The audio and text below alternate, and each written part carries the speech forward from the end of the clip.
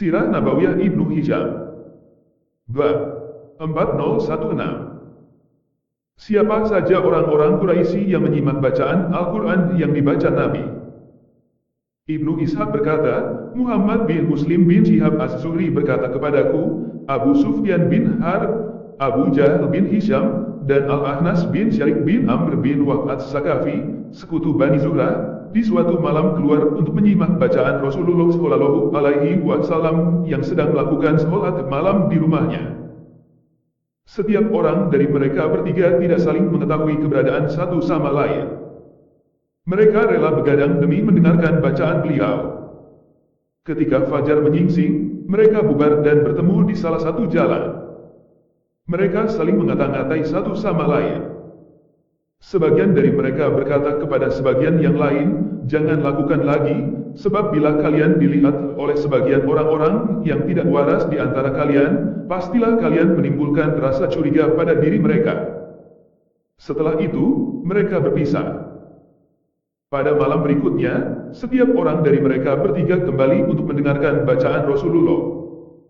Mereka rela begadang demi mendengarkan bacaan Rasulullah Shallallahu Alaihi Wasallam. Saat fajar mereka bubar dan kembali bertemu di salah satu jalan. Sebagian di antara mereka berkata kepada yang lain persis seperti yang mereka katakan sebelumnya pada malam sebelumnya. Setelah itu, mereka berpisah. Pada malam berikutnya, mereka bertiga kembali mendengarkan bacaan Rasulullah Shallallahu Alaihi Wasallam. Ketika fajar mereka bubar dan kembali bertemu di salah satu jalan. Sebagian dari mereka berkata kepada yang lain, mari kita berjanji tidak akan mengulangi perbuatan kita ini. Mereka bertiga pun berjanji tidak mendengarkan bacaan Al-Quran di rumah Muhammad, kemudian pulang ke rumah masing-masing. Keesokan harinya, Al-Ahnas keluar menemui Abu Sufyan di rumahnya. Sesampainya di rumah Abu Sufyan, Al-Ahnas bertanya, wahai Abu Hansalah, katakanlah kepadaku apa pendapatmu tentang apa yang semalam engkau simak dari Muhammad. Abu Sufyan menjawab, wahai Abu Salabah, demi Allah, aku mendengar beberapa hal yang aku tahu dan aku mengerti maksudnya. Aku juga mendengar beberapa hal yang tidak aku tahu dan tidak aku pahami maksudnya. Al-Ahnas berkata, demi Allah, aku juga seperti itu. Lalu Al-Ahnas menuju rumah Abu Jahal. Sesampainya di rumahnya, Al-Ahnas kemudian berkata kepada Abu Jahal, wahai Abu Al-Hakam, apa yang engkau dengar dari Muhammad semalam? Abu Jahal berkata, mendengar apa aku? Bukankah kita bersaing ketat memperebutkan kehormatan dengan Bani Abdu Manaf? Mereka memberi makan kita, juga melakukan hal yang sama. Mereka menanggung orang, kita juga melakukan hal yang sama. Mereka memberi, demikian juga kita. Hingga ketika kita telah siap untuk berangkat, dan kami seperti dua kuda pacuan, mereka berkata, kita memiliki Nabi yang mendapatkan wahyu dari langit, kapankah kita bisa mencapai hal seperti itu? Demi Allah, aku tidak akan pernah beriman kepada Nabi tersebut, tidak pula membenarkannya. Al-Ahnas berdiri dan meninggalkan Abu Jahal. Ibnu Ishaq berkata, apabila Rasulullah Shallallahu Alaihi Wasallam membacakan Al-Quran kepada mereka dan mengajak kepada Allah, mereka mencemooh beliau sambil berkata, hati kami tertutupi dari apa yang kamu seru kami kepadanya. Artinya, kami tidak mengerti apa yang engkau katakan. Dan di telinga kami ada sumbatan. Artinya, kami tidak bisa menyimak apa yang engkau katakan.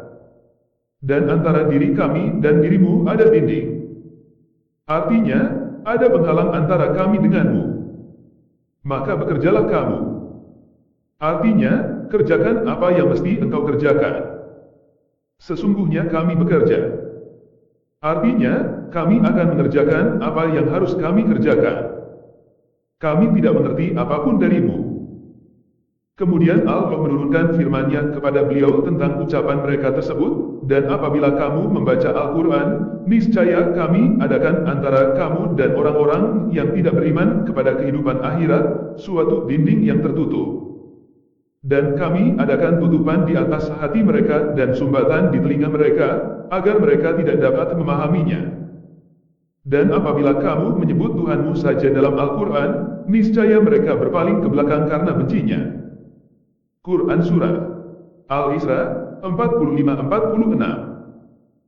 Yakni, mustahil mereka mampu memahamimu yang mentauhidkan Tuhanmu, jika aku sudah menyumbat hati mereka dan menutup telinga mereka, serta terdapat dinding pemisah antara mereka denganmu sebagaimana yang mereka duga. Intinya, aku tidak akan membuat mereka mendengar dan memahami. Kami lebih mengetahui dalam keadaan bagaimana mereka mendengarkan sewaktu mereka mendengarkan kamu, dan sewaktu mereka berbisik-bisik, yaitu, ketika orang-orang zalim itu berkata, kamu tidak lain hanyalah mengikuti seorang laki-laki yang kena sihir NG. Quran Surah Al-Isra 47. Itulah yang saling mereka wasiatkan, yakni tidak mengamalkan apa yang aku utus engkau dengannya kepada mereka. Lihatlah bagaimana mereka membuat perumpamaan-perumpamaan terhadapmu, karena itu mereka menjadi sesat dan tidak dapat lagi menemukan jalan yang benar. Quran Surah Al-Isra 48. Artinya, mereka telah keliru dalam mencitrakan dirimu. Maka tidaklah aneh apabila mereka tidak mendapatkan petunjuk di dalamnya, dan perkataan mereka tidak memiliki nilai sedikit pun.